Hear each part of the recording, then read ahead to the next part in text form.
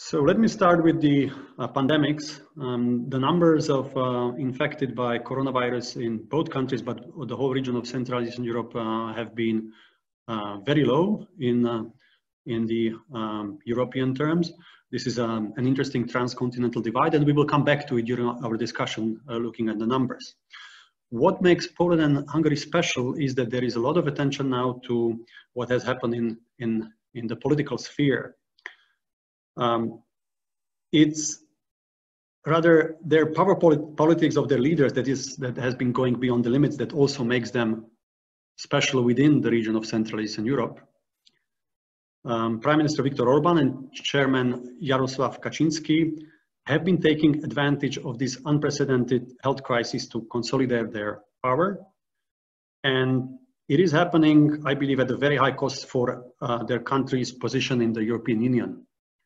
This is something that we will discuss in the next hour. But before that, let me start with a question to Warsaw, as this drama is taking place now in Poland ahead of something unprecedented. There are supposed to be presidential elections this Sunday, and still many things are unknown. Wojciech, you've been starting your days on Twitter with a message. There are so and so now 5 days left until the presidential elections, and we are still in the dark about how it will take place, when it will take place. So what do we know now, 5 days ahead of 10th of May? You need to unmute yourself. We know a little bit more now. We know almost for sure that the Senate, which is controlled by the opposition, will veto the law on the postal voting that was adopted a month ago by the Sejm. It will happen tomorrow on the 6th of May in the evening, so that the Sejm has as little time as possible. So the final voting will take place in the evening, or perhaps even at night, but before the midnight, because it's the last possible day to proceed in the Senate. And in normal circumstances, this veto would be overridden by the Sejm, by the ruling coalition on the 7th of May. This law enables to organize postal voting and only postal voting on the 10th of May, but the ruling coalition would have a chance to postpone the election until the 23rd of May. This would need a cooperation between the Prime Minister and the Marshal of the Sejm, but yes, the ruling party would have a chance to switch the elections, presidential election, to the 23rd of May. It would take place on Saturday, and this would be the last possible date of the election under this law on postal voting. What we don't know yet is whether the ruling coalition has the majority in the Sejm. When we go back to the election day, the parliamentary election day in October, PiS, together with its two junior coalition partners, gained 235 MPs in the Sejm, which is 5 above the threshold of majority. But Jarosław Gowin and some of his colleagues from his party agreement disagree with Jarosław Kaczynski over the issue of postal voting. And we don't know whether Jarosław Kaczynski managed to crush Gowin's party or talk some MPs from other parliamentary groupings into supporting the law. So this voting is likely to take place on the 7th of May in the Sejm, and no one really knows for sure whether PiS will win this voting. And also the opposition doesn't know that. It might come down to 1 or 2 votes. PiS needs 231 votes. And if, for example, 5 MPs from Porozumienie, from Govin's party, vote together with the opposition, this law goes to trash, and we don't know where we are, because there are no rules, no possible dates of the election, and no legal framework to organize the election. Wojciech, Poland is the 5th largest EU member. Would you say that it's now on the verge of constitutional crisis or political chaos? Or what is likely to happen even with these presidential elections? Postal vote or postponement? What are your assessment as political analyst? Well, if PiS wins this voting on the 7th of May, we will likely have to have presidential election, postal presidential election, carried out by Polish Post and one of the ministries, which is governed by Jacek Sasin, the Deputy Prime Minister. And this raises serious doubts whether this election will be in any way normal, democratic, and so on and so on. But it will be possible for the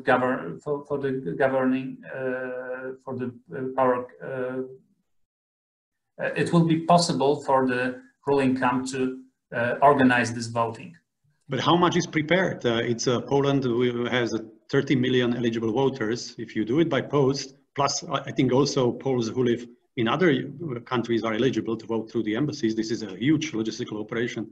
How to do it so that at least to keep a claim that this vote will be well done, democratic and legitimate? Well, I don't think it's possible, but the representatives of PiS, ministers and political leaders claim that it's possible to organize it on the 17th or the 23rd of May. And perhaps they will do it. There will be lots of mistakes, there will be lots of protests, but they are determined to do so.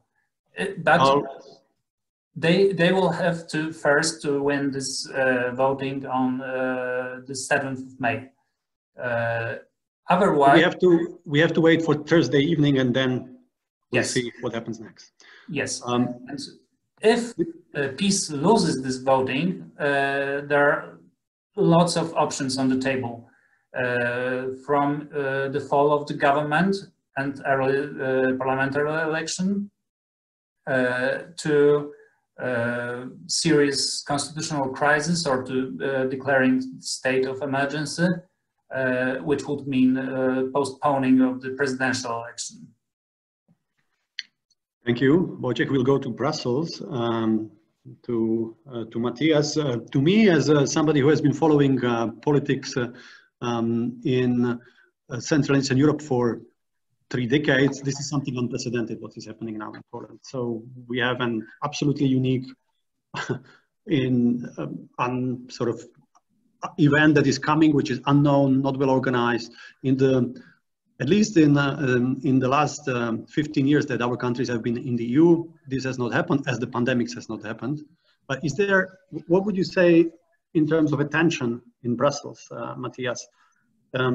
Has this Polish drama attracted some attention in the media, from the officials in European institutions?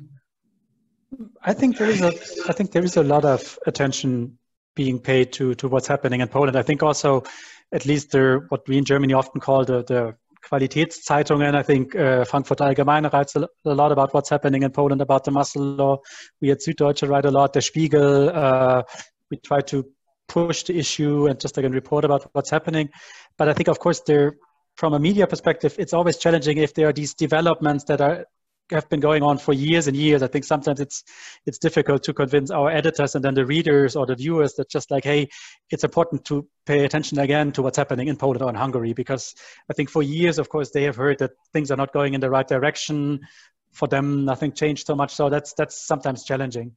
But I think here in Brussels, there are a lot of members of parliament who pay a lot of attention to what's happening in Poland. There are a lot of journalists here.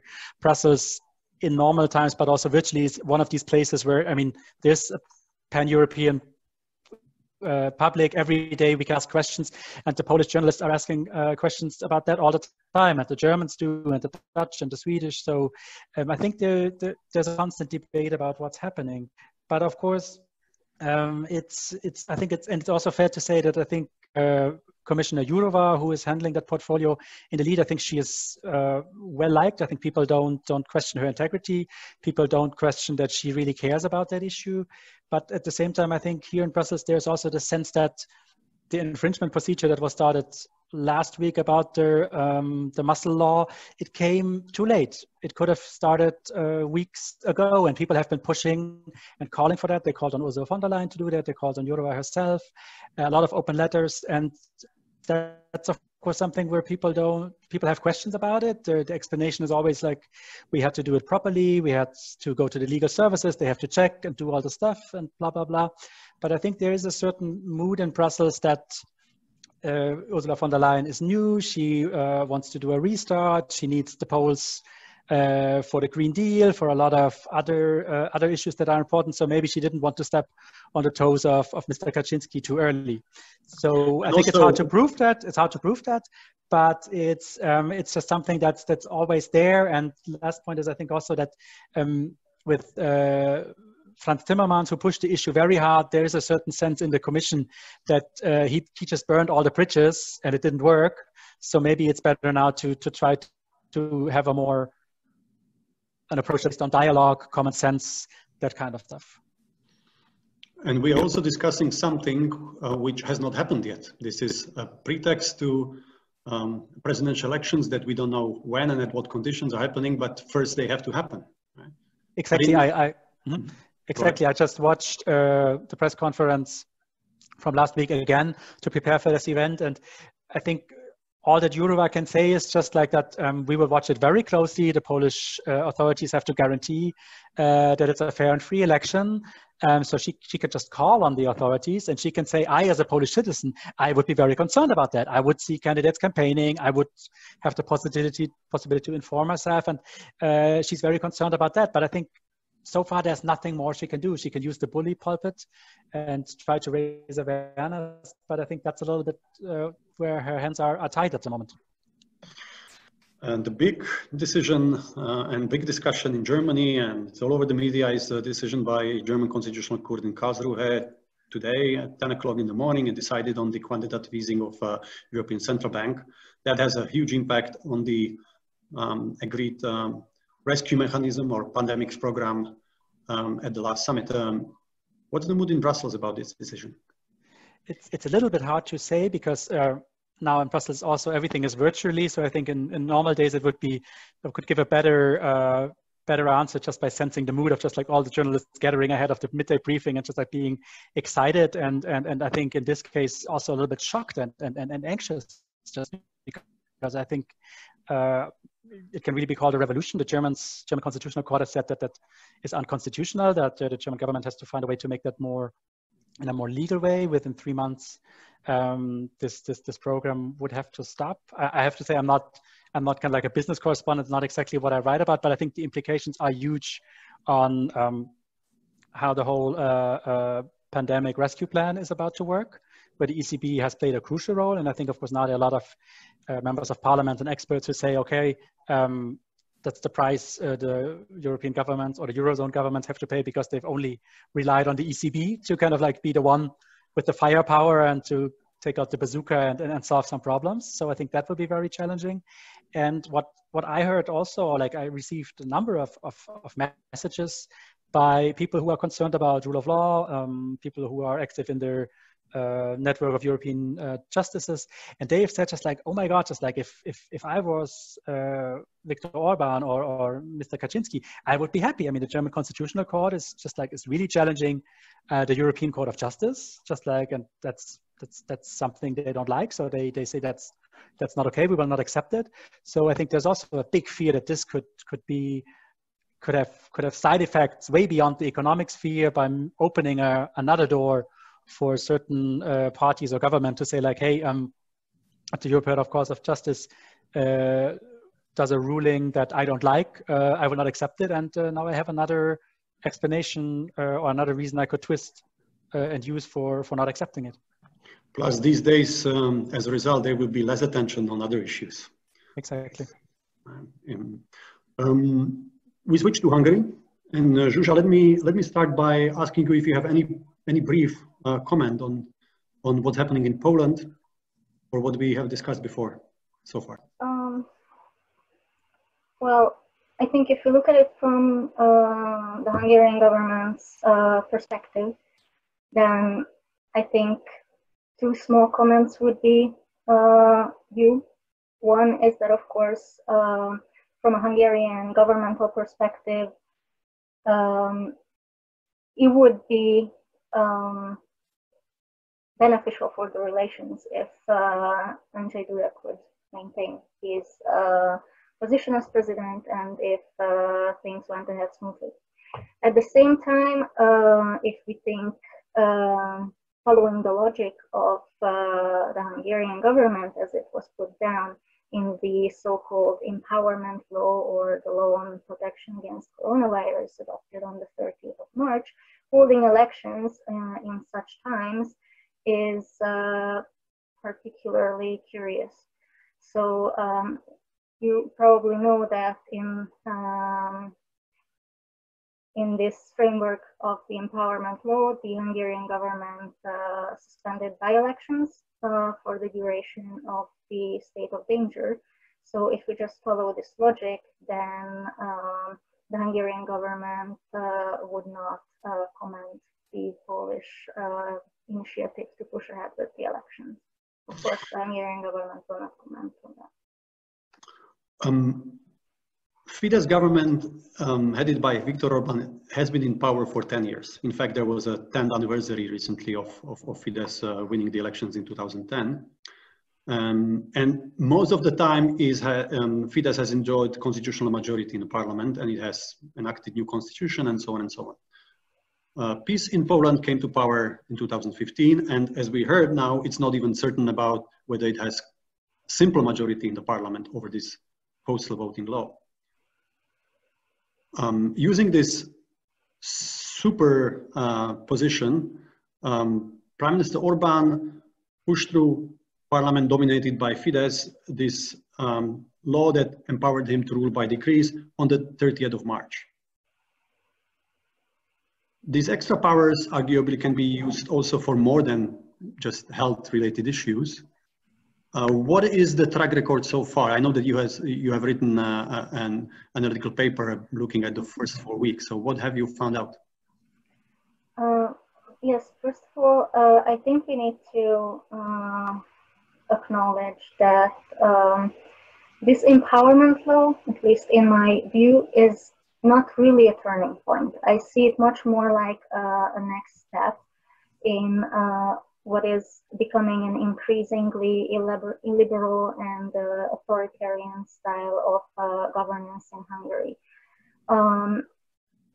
When it comes to the track record of the first month by now, I think, again, we need to consider two things. One thing is that you rightly said that the empowerment law is granting Prime Minister Orban the right to rule by, govern by decree, to amend, suspend existing legislation as long as it is argued to be in the interest of resolving the crisis.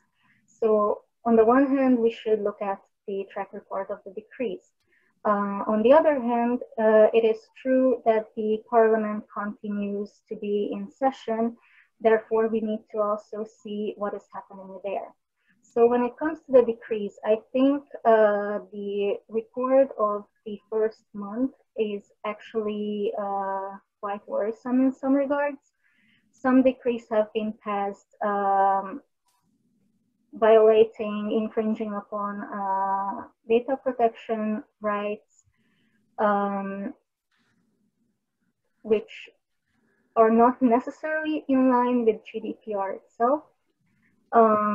Also, some measures have been taken just very recently to limit access to public information, prolonging the response period in which public institutions need to answer these requests from 15 Sorry, let me jump in here. Mm-hmm. Yes. I don't hear you, Milan. How about here now? Nice. Sorry. Let me jump there. Sorry to interrupt, but I have a question about narratives. Yes. So as in the Polish case, there is a huge clash about what's happening in terms of what the ruling camp says about the presidential elections and the postal vote. They have one narrative, and then there is an opposition, and there is independent media. In Poland, you can talk about the media market that is still pluralistic. You can't talk about pluralistic media market in Hungary, which is dominated by various. Or you can explain to us why there is only one television and small outlets. So, is there one dominating narrative on what's going on by the governing party and nothing else, or the other narratives have a chance to be heard? To narratives, what appears in the public, when it comes to narratives, what appears in the public media, which is under governmental control, is the usual frame of a fight against an enemy. In this case, it is the virus. In a very hostile environment for Hungary. Hungary is, of course, equated with the Hungarian government and vice versa. This is a narrative frame that we have been familiar with for years. We know it very well. And this is, of course, the dominant narrative. But I think the real problem here is not necessarily just what narrative is dominant, but what information is accessible. And in this regard, the government has developed quite a controlled environment. Milan, you have mentioned the Hungarian media landscape, which is dominated by governmental interests, and the independent media has been functioning in an increasingly shrinking space. What we have been observing since the state of danger have been announced is an even more increasing restriction on this space. First of all, by now, I think we know about the amendment to the criminal code, which punishes with prison terms the spread of fake news in an attempt to fight misinformation. This amendment had put a lot of pressure on not only journalists, but also on their sources, who feel that this very flexibly defined legislation can endanger their freedoms. Furthermore, I mentioned that there is now even further restriction on access to public information, meaning that from 15 days now, the response time of public authorities has been increased to 45, which is incredibly long. And finally, we need to also mention the access to information directly from the government and from this operational unit that is currently in charge of dealing with the crisis. And here I would like to highlight that although there are daily pressers, these have been moved to the online space, and journalists have to submit their questions via email in advance. This resulted in a situation where the questions are cherry-picked by the officials, and a lot of questions of independent media outlets are not answered. In the current situation, of course, having online pressers is justifiable, but also there could be other ways to make sure that all questions are answered, and these are not. We have to leave it there. Matthias, reactions in Brussels to Prime Minister Orbán ruling by decrees and what's happening in Hungary? Yeah, I think it's worth to, as is always useful in Brussels, to go a little bit by the institutions. At that press conference last week, Commissioner Jourova, she said that what they're saying all the time, more than 20 of the EU member states have passed some kind of emergency COVID response law, so they're monitoring everything. And she said, I really wrote it down, when we read the law from Hungary, it does not raise the reason to start an infringement procedure yet. And what she always stresses is the yet, which is something when we talk about narratives, which the Fidesz media, Katalin Novak, which they always leave out. I mean, they take her quotes as kind of like, okay, Brussels gives us the salvation, everything is fine. But what Jourova is always saying, just, okay, when the legal services look at the law, they say there's nothing we can do right now because Parliament could take it back. They are worried about that there's no sunset clause, this eternity thing, but of course, legally they could take it back. So at the moment, they don't see anything they can do. But of course, they always stress that just like if you take a look at history and context, then of course, we are extremely worried. This is something what von der Leyen has also said, because of course, they all know about the power grip in Hungary, the infringement procedures have been going on, how the media has been weakened and all these things. So I think they pay close attention to it, but so far they could not do a lot. In the European Parliament, there it's not perceived as very convincing. People are pushing that quite a bit, especially Social Democrats and the Greens, but also some members of the European People's Party, so like the Christian Democrats. There are also more and more who say this is against the idea of rule of law and the European treaties. There was a resolution passed in April by the European Parliament with significant votes by some of the Christian Democrats. So there's something happening. But of course, any rumors about the suspension of Fidesz, which was prolonged, and there was a push of small parties of the EPP to expel Fidesz. Yeah, I think this will remain kind of like a Twitter debate and a debate of open letters, because I mean, Tusk has come out very forcefully that he wants to have a decision, and I think he doesn't see a place for Fidesz in the EPP. But this can be only decided by a body of EPP, which is called the Political Assembly, which can only meet in person. They will not meet in June. I think now they want to meet in early September in Athens, Greece. And I think before mid-August, nothing will really be decided about that. And of course, the truth is that, because I kind of like have these two hats, I sometimes speak for the Brussels perspective, but of course also for the German perspective, I think as long as CDU and CSU have not decided how they want to go on, or whether they want to call for Fidesz to be kicked out. We are in this weird status where there's about 1/3, 40% of the delegates in the political assembly, or of the member states, of the member parties, want Fidesz to be kicked out. It's interesting that now it's more the Spanish, the French, the Italian conservatives.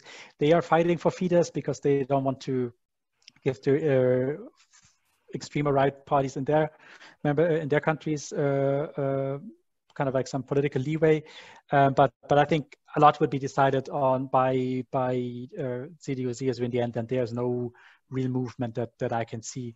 But when we look at the member state, to go through the last of these institutions, it's quite obvious that you see a lot of criticism also publicly coming from what could be called the EU 15, kind of like the older member states until the Big Bang enlargement in 2004, with the only exception of Austria. But and of course now the UK is no longer on board, but the 13 other member states, they came out publicly against what's happening in Hungary.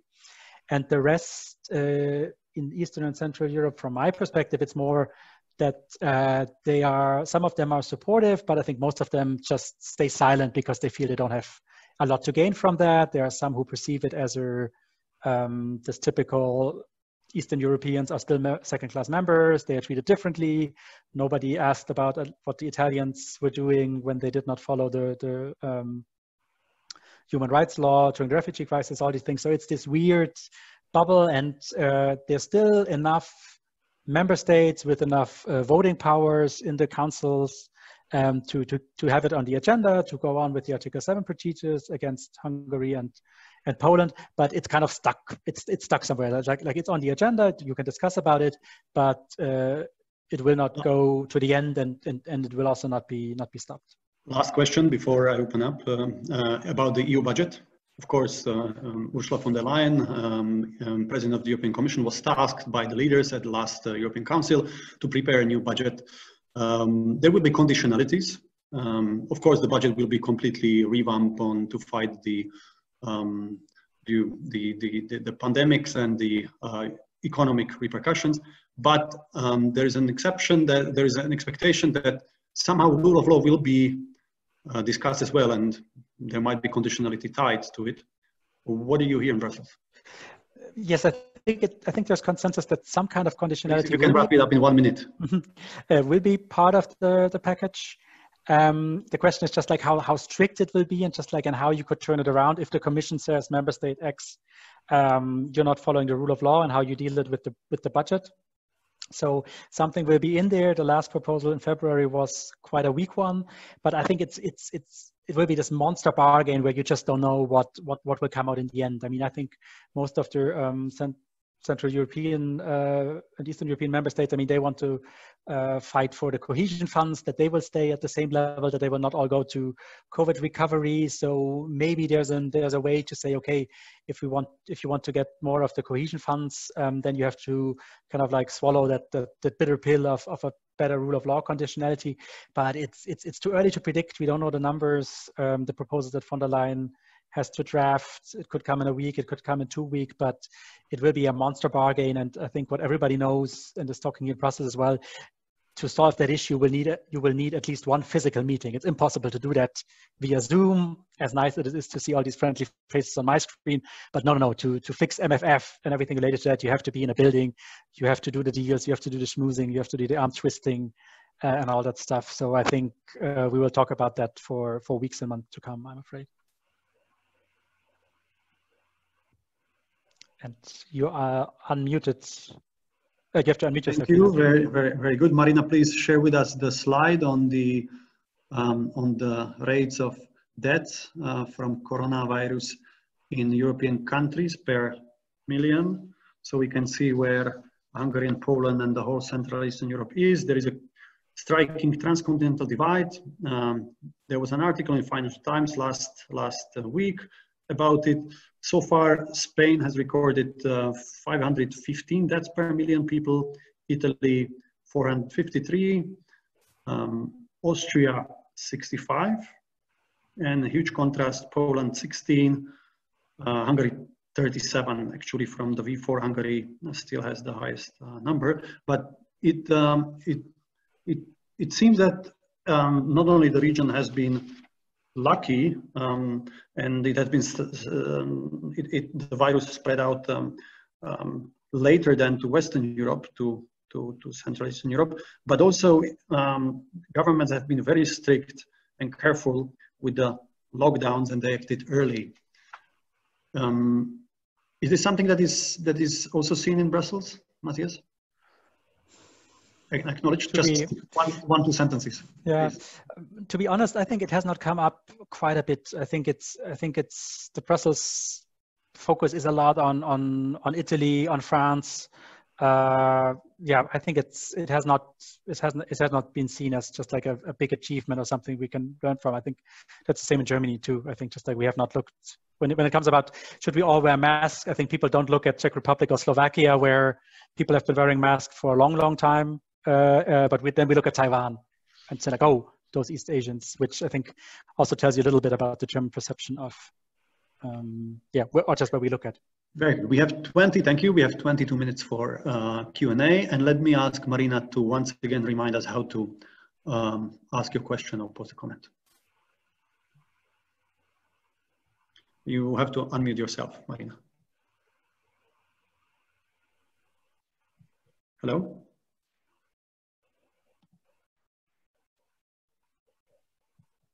Milan, to ask the question, please use raise the hand button on your screen and wait until the chair addresses you.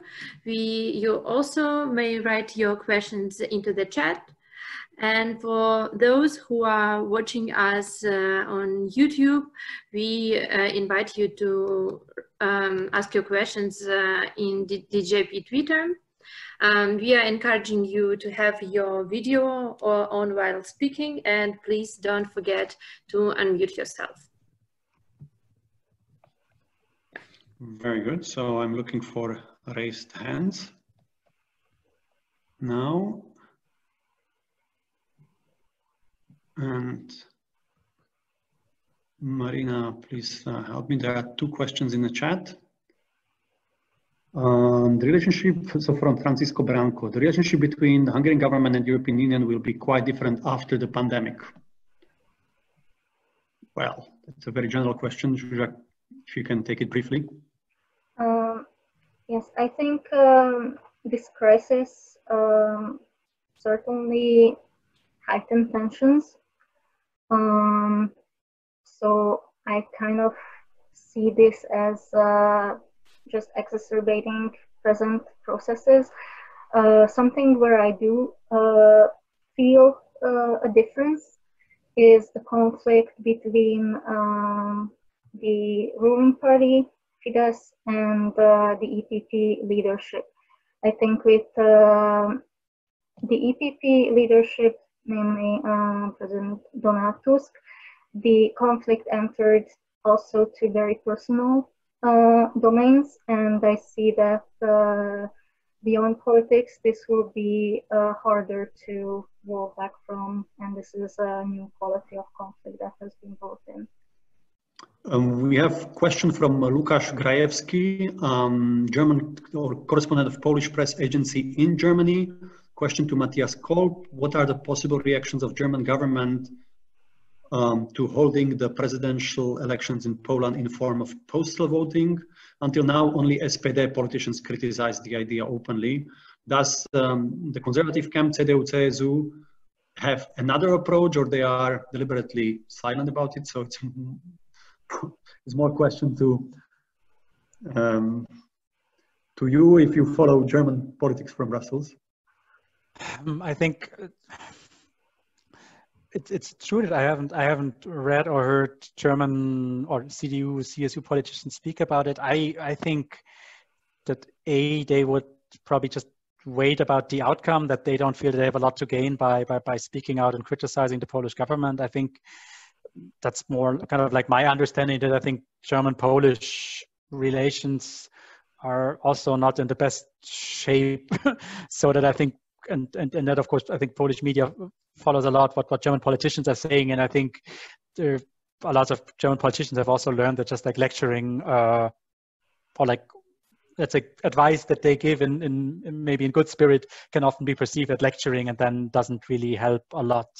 So yeah, whether there's some kind of agenda or strategy behind it, I simply don't know. What I can add is today the Polish-German reflection group between the 2 foreign ministries and departments of analysis and planning was taking place with a few representatives of think tanks. We were discussing EU issues, and this question was politely mentioned by German participants, but by think tankers, not by diplomats. Any other? So let's see, where are raised hands? There's another question, I think, for me. Oh, if we want to. About Bavaria. Sorry, thank you. Yeah, and also go ahead. There's also a question but I think you kind of answered that.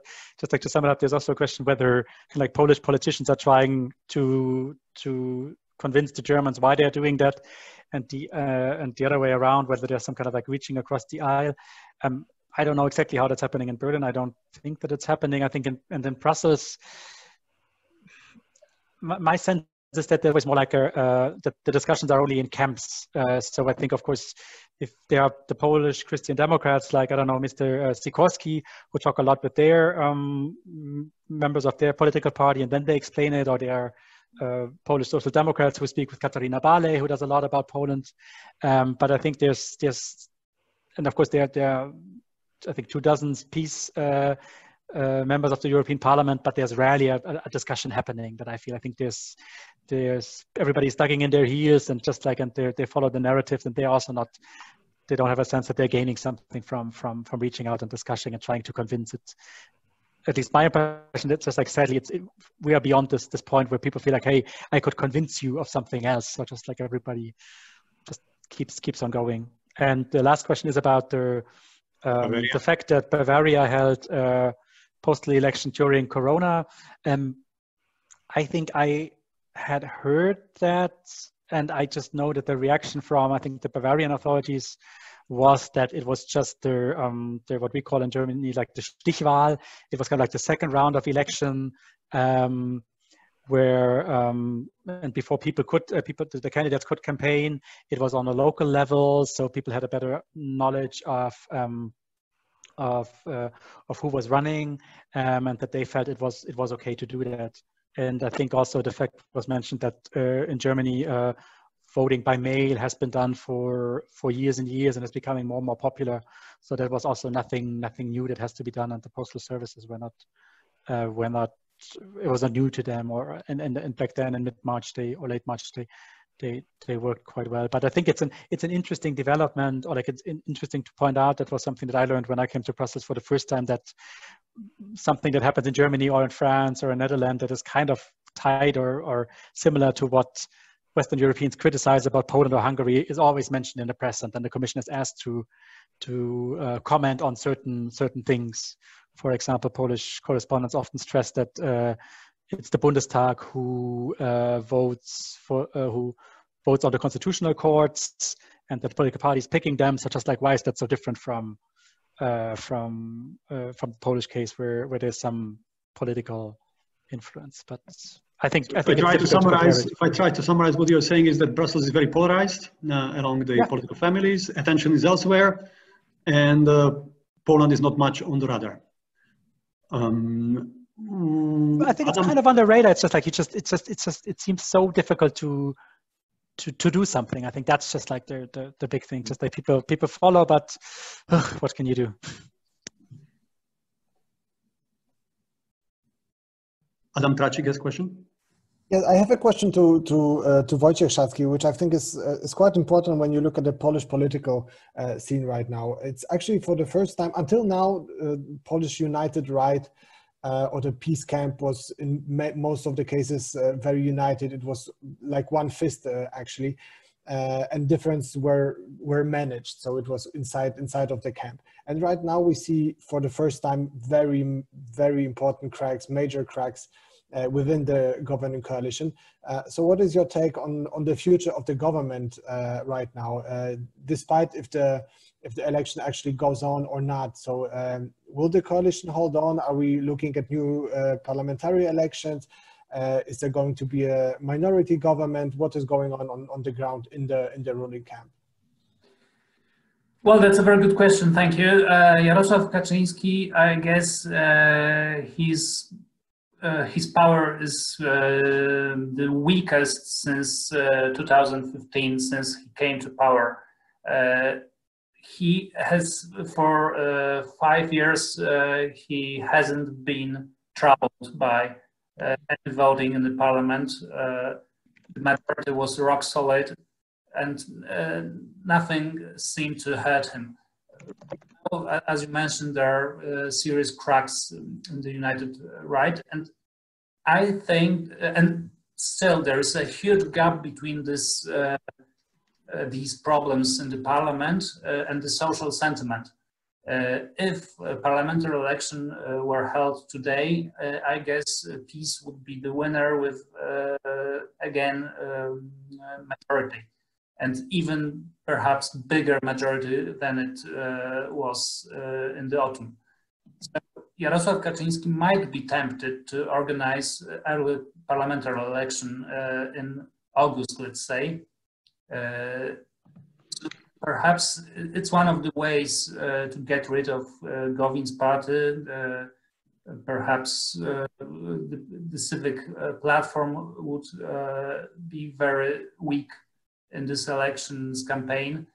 So the opposition on the whole would be either not ready for it or very, very weak.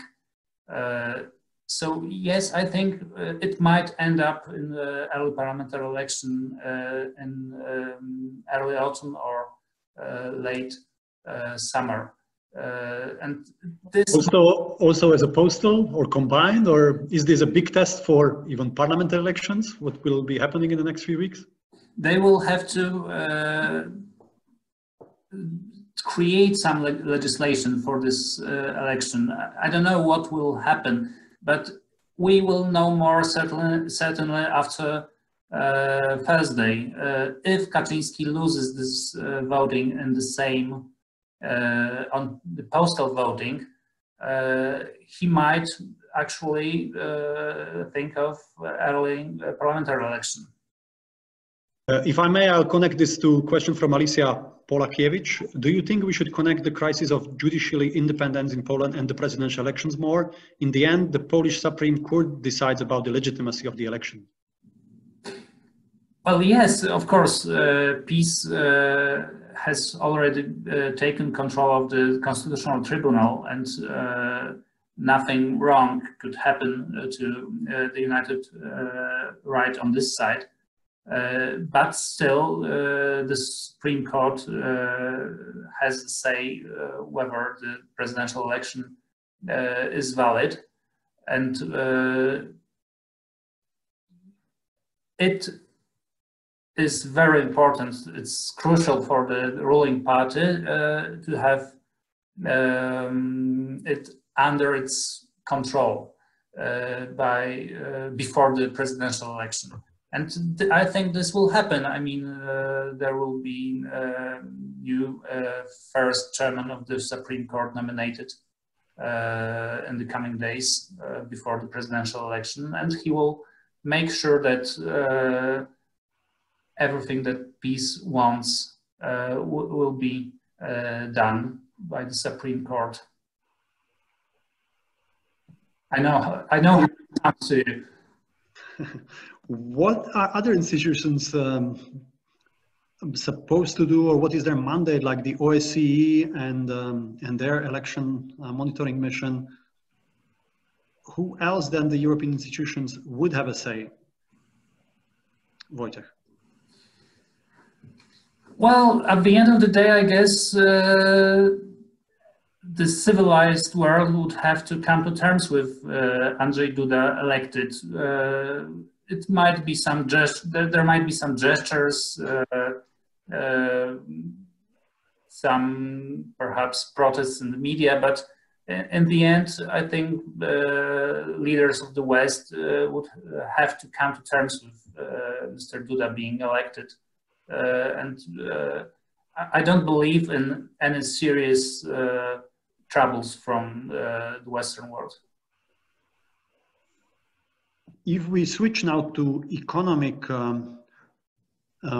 impact of the pandemic, of the corona crisis, there is a question from Natalie. Go ahead. And again, Natalie, if I may, I invite you to ask the question via video yourself.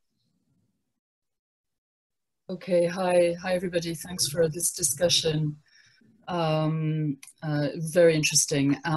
My question, maybe you're reading it on the chat, but it's about what are your thoughts about how Hungary and Poland will be dealing with the massive economic recession that we are likely to see and perhaps already seeing across Europe as a result of this pandemic? You know, I remember that after the Eurozone crisis, Poland had done pretty well, you know, at least it was seen that way. This is a different picture, and also if you know, if there is a recession, and a country like Hungary is a place where there's a lot of German investments, German business, you know, how do you anticipate, how do you see the governments anticipating this huge economic downturn? And I know it's hard to predict, but what are your thoughts about the political fallout? Thanks. Let's start, perhaps we can start with you, Zsuzsanna. Sure. So one thing that the empowerment will also make possible for the government is to address economic questions. And indeed, it has put together an economic recovery package in the past weeks, which has been also criticized for not being actually as broad and generous as it is being portrayed. Hungary will most likely be seriously hit by unemployment. There have already been several serious waves of people being let go. But one thing that has not really been considered is to address this situation by, for example, prolonging support for people who are unemployed. The Hungarian government insists on maintaining just this 3-month unemployment period. This will probably really hurt a lot of families financially and existentially.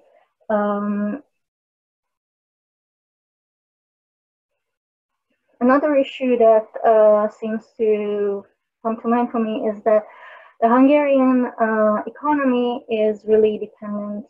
It's a very open economy, so it's not gonna get away from the crisis probably as easily as a decade ago. It is strongly dependent on the German economy, and its recovery measures will also depend on how the economies of Europe pull itself together.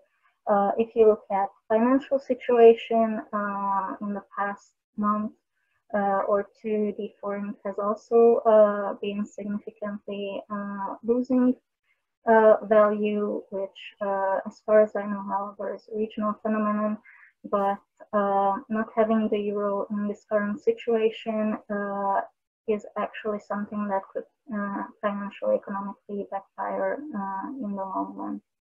Wojciech? Briefly, the economic situation is, I guess, one of the reasons why Jarosław Kaczyński is so determined to organize the presidential election in May. I guess right now people in Poland are still quite optimistic about the economic perspective. They don't believe that the crisis will hit them. What I mean, experts and politicians know for sure that there will be a recession is not yet known to a general public. General public also is fed by the public media, which say that the Polish government will do its best to help people, to help the economy, and everything will be fine. We will still have all the social programs, benefits, and so on and so on.